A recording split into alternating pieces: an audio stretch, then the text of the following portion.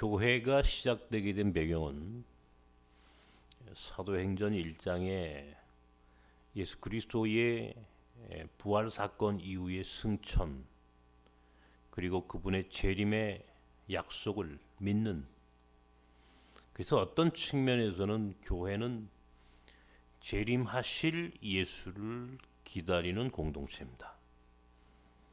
그러니까 예수께서 어디에 오실 것인가, 또 그분이 어떤 모습으로 오실 것인가,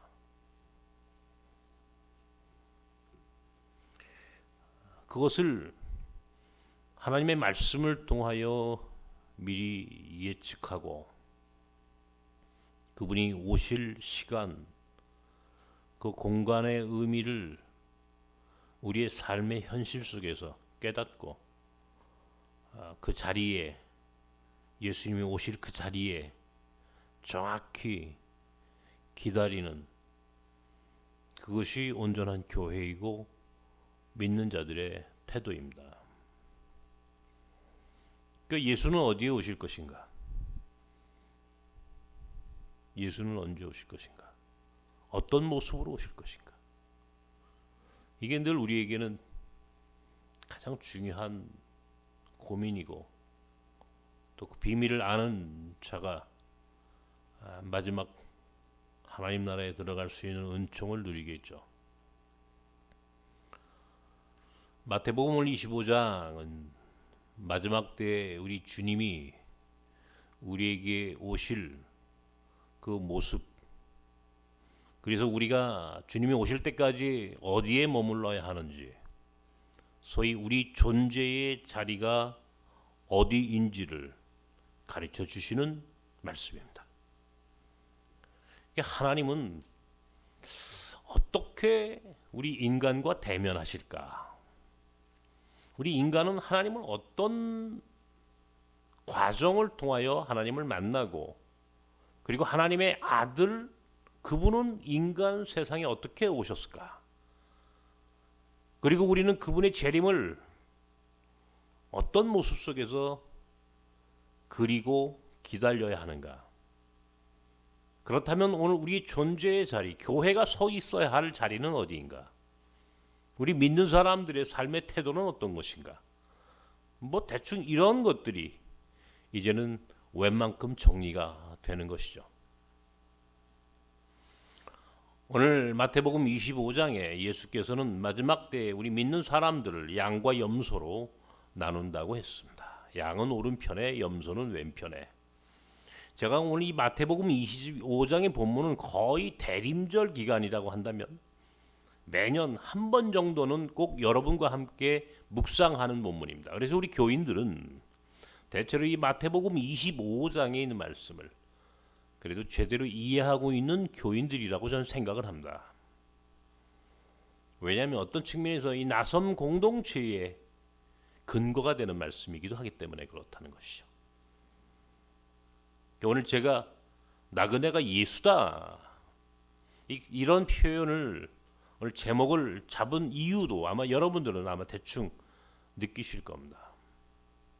왜냐하면 오늘 본문에서 예수께서 우리에게 그것을 가르쳐 주셨기 때문에 그래요. 오늘 본문은 뭐라고 얘기합니까?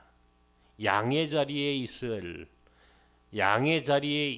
의인들, 한마디로 얘기해서 마지막 예수의 재림의 순간에 구원의 자리에 있을 자들이요, 그들은 어떤 자들이냐 말이에요.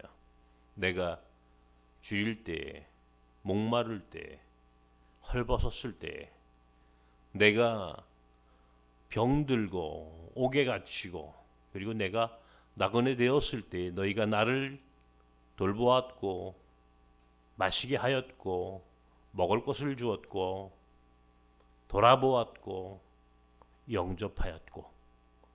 오늘 예수께서 당신이 마지막 때에 당신의 백성을 구별하는 기준을 이렇게 설명해 주셨습니다. 그랬더니 의인의 반열에 섰던 소위 양의 무리에 있던 자들이 우리 주님께 물어요. 주님이 언제 헐벗고, 주님이 언제 옥에가 치고 병들고, 주님이 언제 나그네 되었던 적이 있었습니까? 우리는 몰랐는데요. 우리는 주님을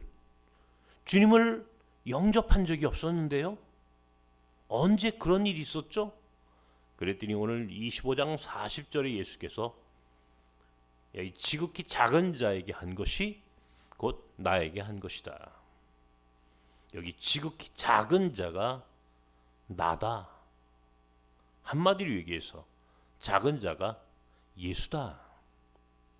작은 자가 예수다. 여러분, 이 말씀에 여러분은 어느 정도 이해를 하고 계십니까? 창세기 18장과 19장에 이건 굉장히 중요한 의미를 담고 있는 본문입니다. 아브라함과 롯 앞에 나타났던 하나님과 천사들에 대한 이야기예요. 창세기 18장을 한번 잘 보십시오. 어느 날 아브라함이 마물의 상수리 나무 아래 있을 때에 나그네와 사람으로 변장하신 하나님 그리고 천사 둘이 아브라함에게 다가왔습니다. 아브라함은 그들을 극진하게 대접했다고 합니다. 그들이 나그네의 모습이었어요. 평범한 인간의 모습으로 아브라함에게 다가왔기 때문에 아브라함은 그들이 누구인지를 몰랐다는 겁니다. 그런데 그렇게 극진하게 대접하고 그들을 섬겼더니 나중에 그들이 자신의 존재를 드러낸다. 내가 누구인지를 드러냅니다. 야훼, 하나님이셨습니다. 천사들이었습니다. 그날 하나님은 아브라함에게 내게 아들이 있을 것이다. 소위 수태고지를 했다고 합니다. 바로 그들 사이에 이삭이 태어나는 굉장히 중요한 말씀이 기록되어 있습니다. 아브라함이 영접했던 나그네가 천사였다는 겁니다. 아브라함이 영접했던 나그네가 하나님이셨다는 겁니다. 그 다음 장인 창세기 19장은 소돔과 고모라 성이 멸망하는 장입니다. 소돔 성 앞에 아브라함의 조카 롯이 앉아 있다가 멀리서 다가오는 두 사람의 나그네를 만나게 됩니다. 그리고 그 나그네를 자기 집에 데려가 극진히 영접합니다. 소돔성 사람들이 롯의 집에 찾아와 나그네를 밖으로 내라 하면서 소란을 피울 때도 롯은 끝까지 나그네를 지킵니다. 내보내지 않습니다. 그들이 누구인지 몰랐습니다. 그런데 마지막에 그들이 천사인 줄 알게 됩니다. 롯의 집에 찾아온 나그네는 소돔과 고모라 성이 멸망할 것을 롯에게 가르칩니다. 그리고 그날 밤 롯과 그의 가족은 소돔 성을 탈출합니다. 그래서 구원을 받게 되었다라고 하는 이야기가 창세기 19장에 기록되어 있습니다. 창세기 18장과 19장은 우리에게 대단히 중요한 내용을 가르칩니다. 그것은 한마디로 하나님은, 천사들은 당신의 모습을 우리가 알 수 없게 변장하고 찾아오신다는 사실입니다. 은밀한 모습으로 다른 사람이 알지 못하는 나그네의 모습으로 찾아오셨고, 그리고 그들을 비록 나그네로 찾아왔지만 하나님인 줄 천사인 줄 모르고 있었지만 비록 나그네라 할지라도 마치 하나님을 영접하는 것처럼 천사들을 대접하는 것처럼 섬기고 영접했던 아브라함과 롯은 아들을 얻는 은총을 얻었고 마지막 소돔성이 멸망할 때 구원의 자리에 이를 수 있게 되었다라고 하는 놀라운 사실을 깨닫게 하는 장면입니다. 2000년 전에 우리 주님이 이 땅에 오셨습니다. 우리는 지금 그 주님이 오시는 이 대림절 기간을 보내고 있습니다. 여러분, 2020년 오늘 예수는 어디에 어떤 모습으로 오실까요? 그리고 오늘 교회는 어디서 예수를 찾아야 합니까?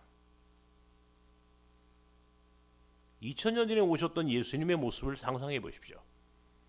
그분이요, 오늘 성경은 예수님이 오셨던 곳을 예루살렘이 아닌 베들레헴이었다라고 설명하고 있습니다. 베들레헴에서도 예수님이 머무리고 태어나셨던 곳은 마구간이었습니다. 말구유였습니다. 왜 하필 예수님은 베들레헴 마구간에서 태어나셨을까? 그리고 그 순간 헤롯이라고 하는 왕은 예수를 찾아 헤매입니다. 박사들의 이야기를 듣고 헤롯은 그 예수를, 아기 예수를 찾아 죽이려고 자신의 부하들을 풀어 예루살렘을 샅샅이 뒤집니다. 그런데 아무도 예수를 찾지 못했습니다.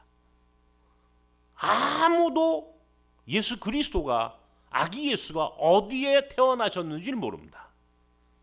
왜? 그분은 인간의 상상력이 미치지 못하는 베들레헴 말구유관에서 태어나셨기 때문입니다. 성서는 이렇게 증언합니다. 베들레헴 참 작은 마을이었다. 지극히 작고 보잘것없는 땅. 지금은요, 베들레헴이 이방인의 땅이 되었죠. 팔레스타인이에요. 팔레스타인의 그 특별 자치구 같은, 제가 몇 년 전에 베들레헴을 한번 가본 적이 있습니다. 대단히 지금 위험한 곳이죠. 테러가 일어나는 곳이죠. 저기 그런 생각을 했습니다. 야, 참 아이러니하다. 2000년 전에 예수도 이 베들레헴에 오셨는데 지금도 여전히 베들레헴이라고 하는 것은 위험하고 위태롭고 사람들이 가기를 꺼리는 땅이 되었구나. 만약에 여러분이라면 하나님의 아들이신 예수가 어디에 오셨을 거라고 생각하십니까? 이왕이면 예루살렘 성전에서 큰 환영 파티를 해야 할 것 같지 않습니까? 예수, 하나님의 아들이라고 하는 큰 현수막을 걸고 그분이 오셨다고, 하나님의 아들이 오셨다고 큰 축제를 벌이는 것이 맞을 것 같은데, 당당한 모습으로 큰 축제가, 퍼레이드가 벌어져야 했을 텐데 왜 하나님은 당신의 아들을 아무도 모르게 어떤 누구도 상상하지 못하는 모습으로 이 세상에 보내셨을까? 마리아의 태 속에 시집을 가지 않은 처녀의 몸 안에 예수가 잉태되어서 마구간에 다른 사람이 찾지 못하도록 보내신 이유가 무엇일까? 왜 숨기셨을까? 왜 당신의 아들을 이 땅에 보내시면서도 다른 사람이 깨닫지 못하도록 왜 변장하셨을까? 숨기셨을까? 익명의 예수, 모든 사람들의 틈에, 익명성 속에 왜 예수를 숨기고 이 땅에 보내셨을까? 이런 물음을 해보셔야만 한다는 겁니다. 그리고 급기야 마태복음 25장의 예수는 당신의 오실 존재의 자리, 그분이 오실 자리를 설명합니다. 어디에? 헐벗은 자들 틈에, 배고프고 목마른 자들 틈에, 옥에 갇히고 병들고 그리고 나그네들 틈에 그 안에 예수가 있다. 그래서 거기서 나를 찾아라 말이에요. 거기서, 다른 데서 찾지 말고 약한 자들 틈에서 예수를 찾아라. 작은 자들 틈에 내가 있다. 작은 자가 당신 예수 자신이라고 이야기를 하셨던 이유는 당신이 그 안에 계시다는 거예요. 작은 자들 안에 계심으로 나를 찾고 나를 만나기를 원한다면 어디로 오라고요? 저 위로 찾아오지 말고 저 낮은 곳으로 찾아오라는 거예요. 가장 낮은 밑바닥으로 날 찾아오너라. 내가 거기에 머물러 있겠다. 내가 그 자리에 그들 틈에 묻어서 세상에 들어오겠다. 놀라운 말씀입니다. 나는 목회를 함에 있어서 적어도 우리 나섬 공동체를 적어도 하나님이 특별한 공동체로 세우신 저는 이유가 있습니다. 물론 모든 목회자들에게는 철학이 있고 자기만의 신학이 있습니다. 자기만이 성서를 보는 관점이 있고 그 성서 속에서 찾아가는 예수에 대한 고백이 있습니다. 저는 그래요. 적어도 난 예수가 어디에 계시고 어떤 모습으로 이 땅에 오실지에 대하여 믿고 있었습니다. 그것이 내 고백입니다. 그것이 내 철학이에요. 내가 예수 믿는 신앙인이고 그 신앙인들 가운데 한 사람의 목회자로 오늘 이 땅에 나를 부르셨다면 내가 가야 할 내 존재의 자리가 어디인가? 그것은 예수를 찾아가는 삶이에요. 예수를 찾아가는 삶, 예수를 찾아가는 공동체가 되어야 한다는 거예요. 예수를 찾아가는 공동체, 예수를 찾아가는 신앙인, 예수를 찾아가는 교회. 그런데 그 예수는 어디 있다고 합니까? 당신이 다시 재림하실 그 자리가 어디라고 생각하십니까? 오늘 성경이 가르쳐 주는 거예요. 있는 그대로의 말씀이에요. 헐벗고 목마르고 병에 걸리고 옥에 갇혔고 나그네가 된 바로 그곳 그 사람들 틈에 예수가 있다는 거예요. 그들의 모습으로 변장하고 역사 속으로 들어오셨다는 거예요. 2000년 전에 예수도 그랬고 2000년이 지난 오늘도 아니 앞으로도 그 예수가 다시 임재할 공간은 그 모습은 여전히 작은 자들 안에 작은 자의 모습으로 예수가 오신다. 저는 그것을 믿었고 그리고 그렇게 살기를 원했고 그런 철학으로 나그네를 섬겼어요. 여전히 나섬은 예수를 찾아가는 공동체예요. 예수가 이 안에 계시다라고 믿고 목회하는 것이고 여러분은 이 안에 예수가 계시다라고 하는 믿음으로 나섬의 교인이 되는 겁니다. 왜? 말씀 속에서 우리는 그것을 알았으니까 그것을 가르쳐 주신 그대로 우리는 실천하는 공동체가 되어야 한다는 거예요. 예수가 여기에 계시, 나그네 틈에 계시다.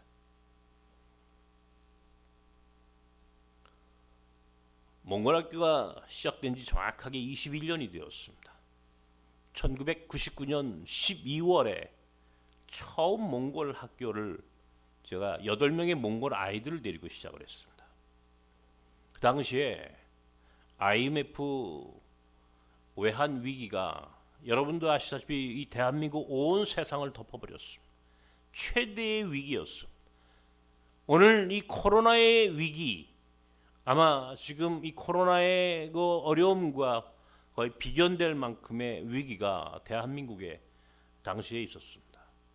1997년도 12월에 IMF가 시작이 됐고 98년도 1월부터 우리는 외국인 나그네들에게 밥을 먹이는 소위 급식 사업을 시작을 했습니다. 매일 점심몇 밥을 해주는 거예요. 이게 나섬 공동체의 큰 사역 중에 하나가 되었습니다. 그때 처음 교회 우리 나섬을 알게 된 분들이 몇몇 우리 교회에 아직도 남아 있습니다. 여러분, 매일 점심을 먹인다는 게 이게 쉬운 일이 아니더군요. 근데 그때도요, 저는 예수께서 노숙자 나그네로 오실 수 있다라고 하는 믿음으로 그 사역을 시작해야 한다고 저는 생각을 했었습니다. 왜냐하면 성서에 그렇게 기록되어 있으니까. 내가 헐벗었을 때, 내가 목말랐을 때, 내가 배고팠을 때 너희가 나를 먹여줬잖아. 이 말씀이 내 마음속에 내 고백으로, 그리고 실천적인 교회 공동체 모습으로, 그것이 그 사역으로 이루어져 나가는 겁니다. 이것이 교회예요. 교회는 다른 데가 아닙니다. 예수를 기다리는 공동체라고 한다면 성경에 있는 말씀 그대로 실천하는 것이 교회의 사역이어야 하는 거예요. 그런데 99년 어느 날 작은 아이들이 와서 밥을 먹는 겁니다. 넌 누구냐? 넌 왜 이 시간에 여기서 밥을 먹니? 우리는 몽골 아이들이에요. 우리는 공부할 수가 없어요.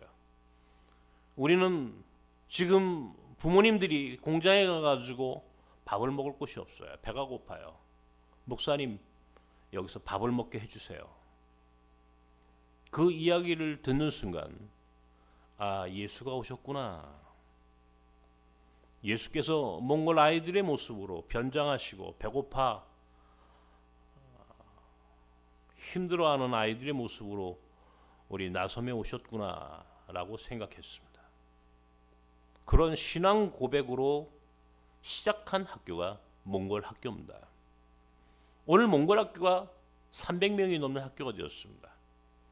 그런데요, 저는 때로 가끔씩 이런 생각을 합니다. 내가 21년 전에 몽골 학교를 처음 아이들 8명을 데리고 작은 공부방으로 시작했을 때 그 마음, 내가 이 아이들이 예수, 배고파서 나섬을 찾아온 몽골 아이들의 모습으로 변장하고 오셨던 그 예수, 나는 그 예수를 혹시 잊어버린 것은 아닌가?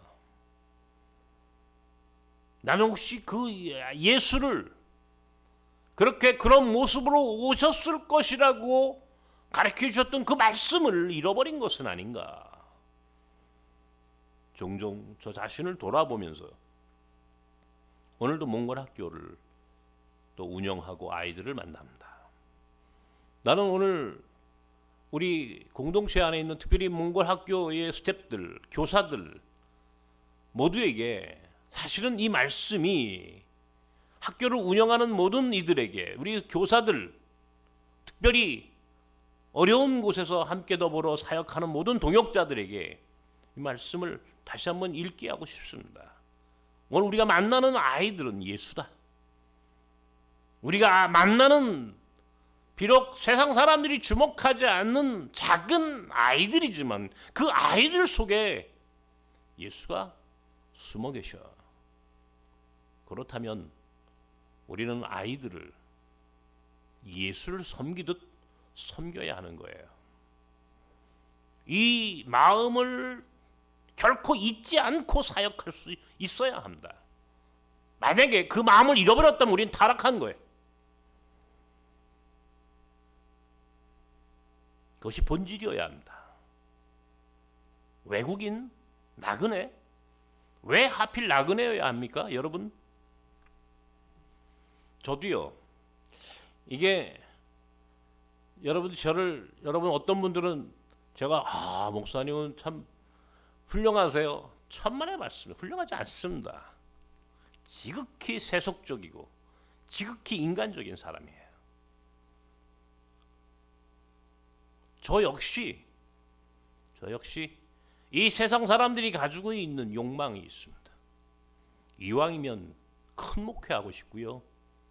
이왕이면 우리 교회에 돈 많은 부자들 많았으면 좋겠고요. 이왕이면 높은 권력이 있는 사람이 우리 교회 교인이었으면 좋겠다라고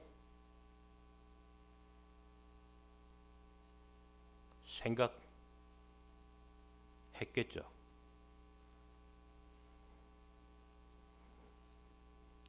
그래서 저 자신이 높아지고 싶었고 또 그런 목회자의 삶을 저 역시 똑같이 인간적인 욕망이 제게는 있습니다. 그런데 그럼에도 불구하고 순간순간 제가 고백하는 것이 하나 있습니다. 그것은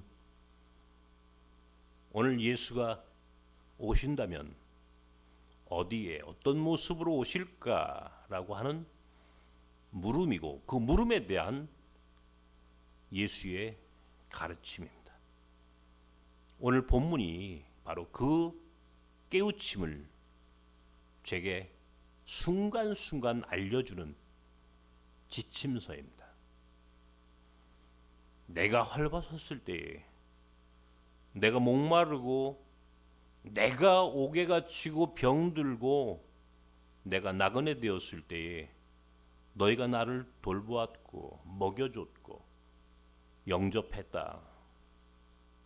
주님, 언제 제가 주님을 영접했었습니까? 나는 나그네를 영접했지 예수님을 영접한 적은 없습니다. 그런데 예수께서 가르쳐 주셨습니다. 여기 지극히 작은 자가 나다. 지극히 작은 자에게 한 것이 곧 나에게 한 것이다. 여러분,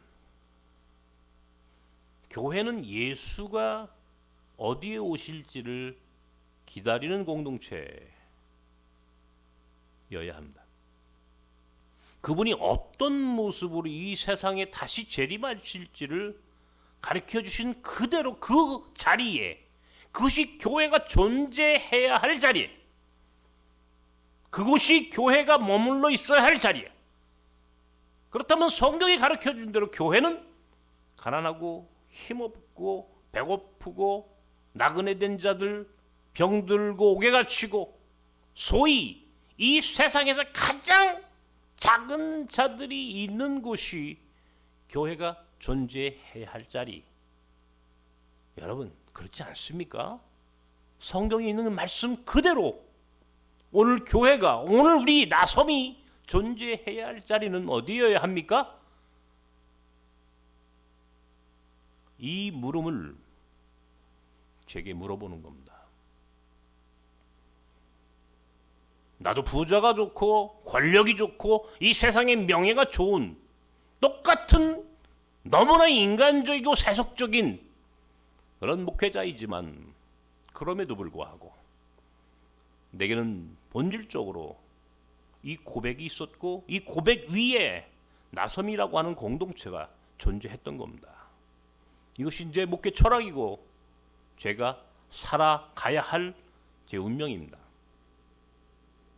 그래서 오늘 우리는 여기 이대로의 모습으로 정말 별 볼 일 없는 그런 나섬의 자리를 지키고 있는 겁니다. 왜? 예수는 나그네로 오신다고 했으니까. 그래서 교회는 때에 따라서는 편들기를 해야 하는 겁니다. 이것을 신학적으로는 당파성이라고 얘기합니다. 당파성, 편들기. 누구를? 약자를. 오늘 교회는 강자를 편드는 것이 아니라 교회는 약자를 편드는 것입니다. 강한 자를 지지하는 것이 아니라 교회는 약한 자를 지지하는 공동체입니다. 왜? 예수가 약자로 오신다고 했으니까. 예수는 강자이지만 가장 강한 올마이티 갓, 가장 강력한 전지전능하신 하나님의 아들이시지만 그는 가장 약한 자의 모습으로 이 땅에 오신다고 했으니까, 그러면 우리가 존재해야 할 자리는 약한 자들 틈에 머물러 있어야 한다는 사실이에요. 약자가 오늘 우리의 편입니다. 그래서 어떤 사람들은 그래요. 유 목사님 너무나 너무나 약자들만 편드는 거 아니에요? 너무나 약자들만 편드는 게 아니라 지극히 당연한 겁니다. 약자들 편에 드는 게 약자가 좋아서가 아니라 거기에 예수가 계시다고 얘기했으니까 약자의 모습으로 오신다고 했잖아요. 보니 지극히 여기 작은 자가 나다 그랬는데 지극히 작은 자들 편에 서는 것이 예수를 기다린 자들의 존재의 자리여야 하죠. 그래서 오늘 우리는 약자들 편에 약자들이 있는 그곳에 머물러 있어야 한다는 거예요. 이것이 교회가 살아가야 할 존재의 자리입니다. 저는 그런 마음으로 목회를 했고 때론 내 마음에 수많은 유혹이 있고 때에 따라서는 저 스스로 무너질 때가 없지는 않았지만 그럴 때마다 다시 제자리로 돌아오기를 수없이 반복했습니다. 수없이 제 본질을 잃어버리고 저 역시 인간적인 욕망을 따라 살기를 선택하고 싶었던 그 순간순간 저는 또 역시 제가 가야 할 자리는 여기다. 그런 생각으로 되돌아서곤 했었습니다. 우리가 지금 몽골이나 터키나 인도나 베트남에 역으로 파송한 나섬의 역파송 선교사들, 여러분들 제가요, 여러분들 어떤 마음으로 그들을 섬기고 또 선교 사역자로 여기까지 함께 동역하는 동역자로 세울 수 있었다고 생각하십니까? 인간적으로는요 굉장히 고통스러운 일이에요. 물론 그들도 공부하느라 고통스러웠어요. 에? 그 사람들도 공부하느라고 말도 안 되는 한국말로 말이죠. 이 신학 공부라고 하는 게 별것 아닌 것 같은데 막상 신학 공부를 하려고 그러면 이 언어 자체가 다른 언어입니다. 말이 달라요. 신학적 용어 자체가 굉장히 어렵습니다, 여러분. 이런 말을 한국말도 안 되는 외국인이 그걸 신학 공부를 한다고 생각해 보십시오. 나는 그냥 버티기만 해도 된 거다라고 생각해요. 버티기. 무슨 신학 공부를 제대로 그게 됐겠습니까? 솔직히. 그냥 근데 그 살아내는 그 시간이 귀한 거예요. 그들도 고생했지만요. 그 사람들 공부시키려고 정말 여기저기 인간적인 모욕감을 감수하면서 그걸 참아내면서 그렇게 함께 살아온 시간들이 제게는 참 주마등처럼 스쳐갑니다. 생생하게 기억을 합니다. 그런데 그때마다 내 마음속에 내 고백했던 것이 있습니다. 이 사람들이 예수다. 호자뜨가 예수고 빵가지가 예수고 투하가 예수고 보르마가 예수다. 예수라면 어떻게 할 것이냐 이들이. 만약에 예수님이 이 인간으로 이 모습으로 나그네의 모습으로 분명히 여기 오셨다고 했는데 나섬에 오셨는데 내가 지금 오늘 이 사람을 만났어. 이 사람이 예수라면 어떻게 할 것이냐 말이에요. 내가 함부로 할 수가 없어. 가장 존귀하게 대접해야 해. 가장 귀하게 여겨야 해. 왜? 예수를 섬기듯 하라고 하는 것이 마지막 예수의 재림을 기다리는 교회의 존재의 자리고 모습이어야 해. 그것이 예수님이 왜 가장 낮은 자리에 가장 사람들이 주목하지 않는 그곳에 오셨을까요? 이유가 딱 하나 있습니다. 모든 인간에 대하여, 모든 존재에 대하여 예수를 섬기듯 하라.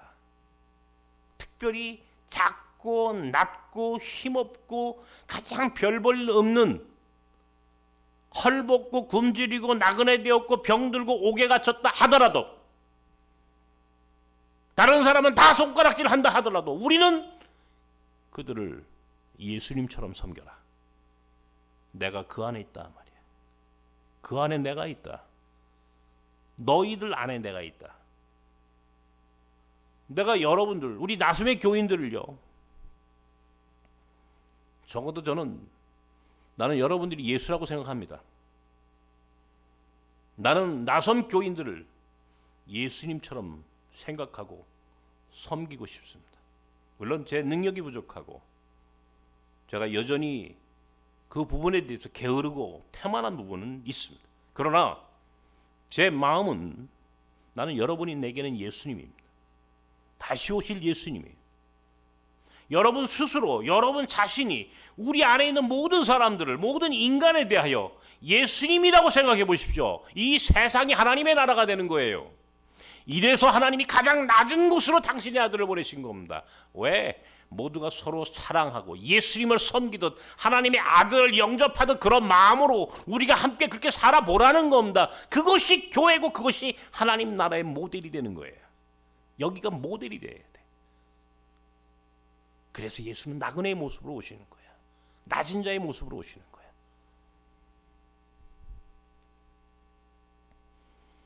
어제 제가 천안에 다녀왔습니다.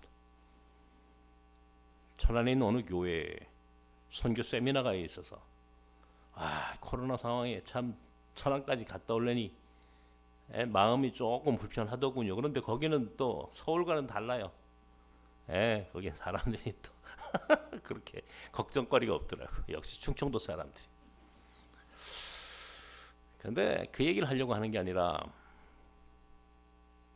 우리 집 사람하고 이제 차를 타고 고속도로를 쭉 가면서 이런 얘기 저런 얘기를 했습니다. 오래간만에 아내와 데이트를 했습니다. 제 마음속으로 내가 잘못했구나. 좀 잘해줄 걸. 그 생각을 했습니다. 내 아내가 예수인데, 내가 이 여자한테 좀 잘해줄 걸. 그런데 오늘 그 얘기를 하려고 하는 것은 아닙니다. 그 안에 얘기를 나눴던 얘기 중에 하나입니다. 우리 교회 신승규 목사님, 지난주에 제가 글을 하나 썼습니다. 그냥 왠지 모르게 글을 하나, 제 칼럼을, 신문사에 보내는 칼럼을 쓰다가 문득 왜 이렇게 아프게 하십니까 하나님, 이런 제목으로 글을 썼습니다. 루게릭병, 여러분 루게릭이라고 하는 질병이 얼마나 고통스러운 병인지를 아십니까? 어디선가 봤는데 우리나라에 3,800명밖에 되지 않는다고 합니다. 지금 우리 시 목사님은 이 방송을, 이 예배를 온라인으로 듣고 계십니다. 내가 우리 시 목사님에 대한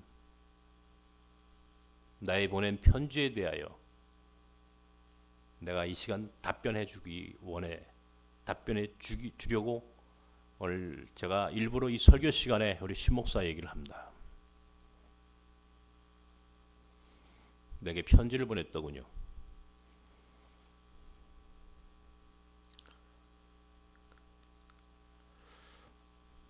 목사로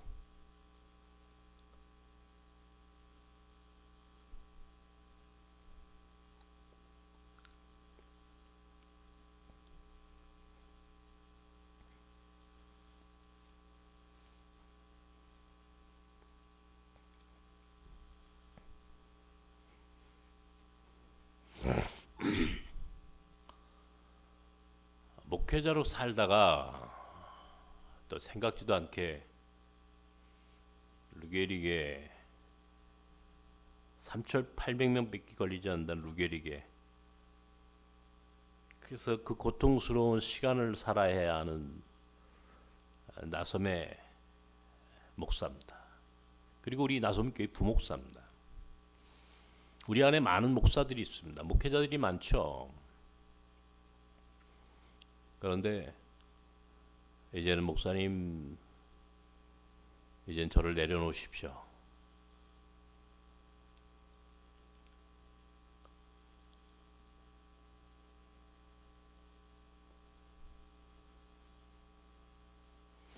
대충 그런 겁니다.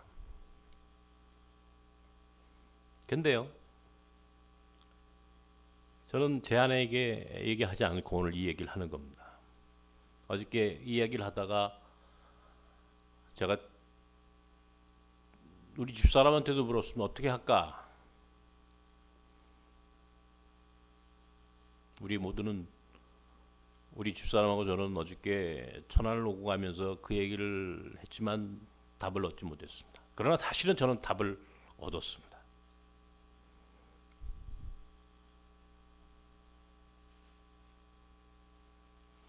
신순규 목사가 예수다.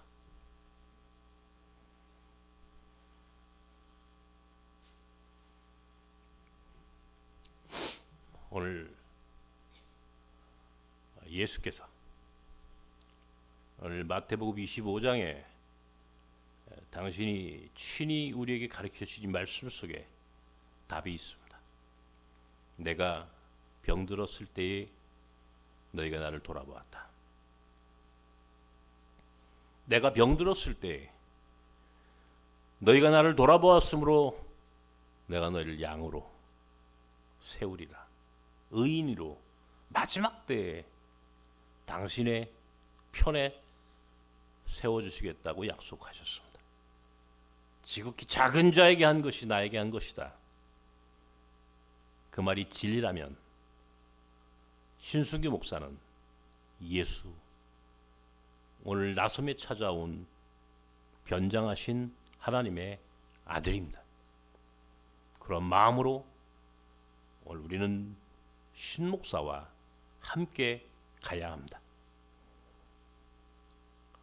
그것이 교회다움을 회복하는 길이고, 오늘 유해근이라고 하는 작은 목회자의 삶에서 적어도 내 고백이, 그리고 그 고백 위에 세워진 나섬이라면 나는 오늘 이 말씀대로 신목사를 예수라고 생각해야 합니다. 이것이 오늘 신순규 목사가 내게 보낸 편지에 대한 내 답변입니다.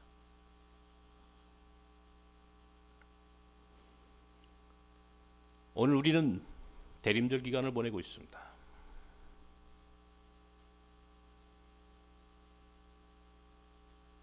모두가 어려운 시간을 살아가고 있습니다.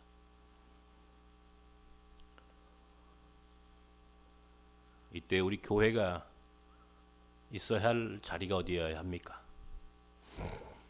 우리 믿는 사람들이 있어야 할 자리는 어디라고 생각하십니까? 지난 주간에 우리 교인 중에 한 분이 제게 목사님, 이거는 외국인들 위해서 써주십시오 하면서 특별한 헌금을 제게 갖고 오셨습니다. 참 고마웠습니다. 그래, 나섬의 교인들이 이런 교인이로구나. 나그네를 예수님처럼 생각하는 교인들이 되었으면 좋겠습니다. 여러분들이 그렇게 겸손하게, 비록 힘이 없고 연약한 자들이라고 할지라도 예수님을 섬기듯 그렇게 우리가 서로 사랑하고 나누며 살 수만 있다면 우리 나섬이 하나님의 나라가 될 것입니다. 여기가 하나님의 나라가 될 것입니다. 그것이 비록 우리 교회가 작지만 세상 사람들이 아무도 우리를 몰라준다고 하더라도 여기에 예수가 계시다면, 여기 나그네들과 함께 사는 나섬 안에 예수가 계시다고 믿으며 오늘도 2020년 대림절 기간을 살아가야만 합니다. 서로 사랑하십시오. 서로 예수님처럼 사랑하십시오. 적어도 나섬의 교인들은 서로 반목하고 미워하고 질투하고 시기하고 갈등하고 분쟁하지 마십시오. 우리는 사랑하는 것 외에 믿는 자들이 할 수 있는 것은 아무것도 존재하지 않습니다. 우리 모두 서로 예수라고 생각하고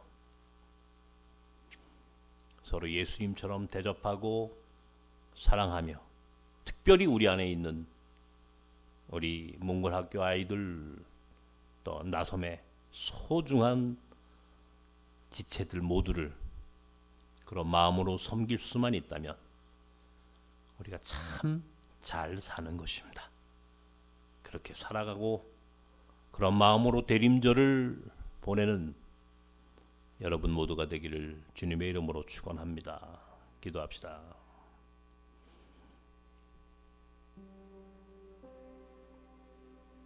이 시간 우리가 함께 기도합니다.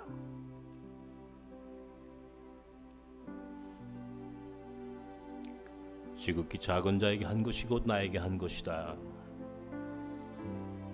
그래서 오늘 우리는 이 자리를 지킵니다. 저는 그런 마음으로 작은 자들을 목회했고, 때로는 저 스스로 무너지고 또 이 자리를 피하고 싶었을 수많은 유혹의 시간을 그나마 여기까지 견디며 살았습니다. 앞으로 또 저는 그렇게 살아야 할지 모릅니다. 그렇게 살겠습니다. 여러분, 예수를 따른다는 것이 때에 따라서는 참 피곤합니다. 인간적으로는 견딜 수 없습니다. 그러나 그래도 우리는 예수가 좋습니다. 그 예수를 기다립니다. 나그네들이 예수입니다. 병든 자가 예수고 작은 자들이 예수라고 하셨습니다. 그렇다면 오늘 우리의 존재의 자리는 역시 작은 자들, 역시 병 걸리고 옥에 갇히고 헐벗고 나그네 된 자들이 오늘 우리가 있어야 할 바로 존재의 자리입니다. 그곳에서 예수를 찾으십시오. 그곳에서 예수를 기다리는 우리가 되기를 바랍니다. 기도합시다.